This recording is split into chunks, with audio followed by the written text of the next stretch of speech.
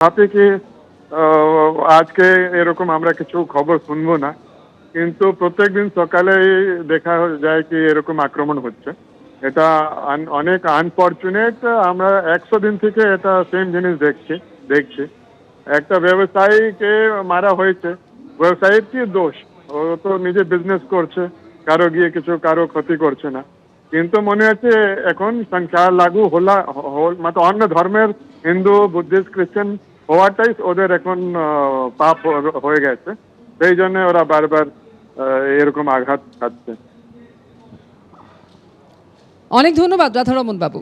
একটা অদ্ভুত বৈপরীত্য দেখুন, একদিকে যখন একজন মানবাধিকার রক্ষার জন্য নিজের জীবন বিপন্ন করতে গিয়ে দুবার ভাবছেন না, আর একদিকে আরেকজন লাগাতার হিন্দুদের ওপর অত্যাচার চলছে, সন্ন্যাসীদের ওপর অত্যাচার চলছে, হিন্দু নিধন চলছে, তাতে সরাসরি মদত যোগাচ্ছেন। আর এই মোহাম্মদ ইউনূসের হাত আরও শক্ত করেছে আজকে বাংলাদেশ হাইকোর্ট। হাসিনা জমানায় যে সংশোধনী ছিল, পঞ্চদশ সংশোধনী, তার একটা অংশ আজকে বাতিল করে দিল বাংলাদেশ হাইকোর্ট। একেবারে মোহাম্মদ ইউনূসের আমলে যখন লাগাতার হিন্দু নিপীড়ন চলছে, সন্ন্যাসীদের উপর অত্যাচার চলছে, তার মধ্যেই তার হাতকে আরও শক্ত করলো বাংলাদেশ হাইকোর্ট। যে সরকারের হাতে লাগাতার হিন্দু নিপীড়ন, তাকেই দেওয়া হলো ভোটের ক্ষমতা।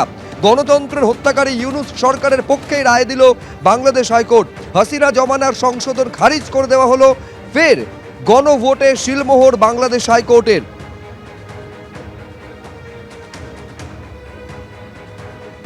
আদালত পিটিশনারের বক্তব্য শুনেছেন, সরকারের বক্তব্য শুনেছেন, ইন্টারভেনার আমরা আমাদের বক্তব্য শুনেছে এবং লিখিত যে আর্গুমেন্ট সেটাও তারা নিয়েছেন, এবং সেটা নিয়ে সেখান থেকে যে তারা বলেছেন যে এই যে 15th অ্যামেন্ডমেন্ট যেটা করা হয়েছে, এটা জনগণের কোনো ইচ্ছার প্রতিফলন ছিল না। এটা আমাদের দেশেরও যে জাজমেন্ট আছে সেখানে বলা আছে একটি সংবিধানকে সংশোধন করতে হলে পরে যে সমস্ত উপাদান থাকা দরকার, তার মধ্যে basic structure of the constitution, এটা চেঞ্জ করা যাবে না। আজকে বাংলাদেশের হাইকোর্ট আজকে ইউনূস সরকার, যে সরকারের বিরুদ্ধে অভিযোগ করছে সংখ্যালঘু হিন্দুদের ওপর নিপীড়ন করা হচ্ছে, তাদের হাতে ক্ষমতা দেওয়া হলো এবং গণভোটের ক্ষমতা দেওয়া হলো। যেটা কি বলবেন, যেখানে হিন্দুদের ওপর অত্যাচার চলছে, সেই অবস্থা থেকে হাইকোর্টের এই রায় সম্পর্কে কি? দেখুন, আমি কিন্তু কোনো রাজনীতি করি না, আমি মানবাধিকার করি।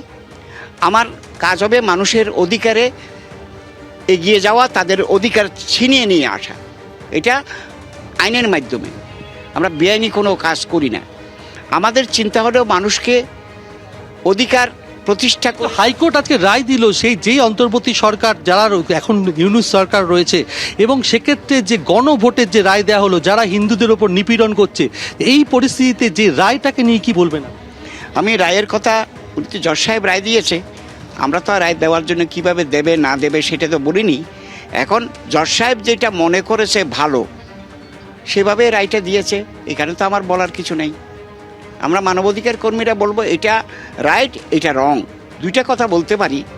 But it is our expectation the law will be changed in course of time. করতে হবে, কারণ there is an international law in the country as a whole. So আমাদের কথা হলো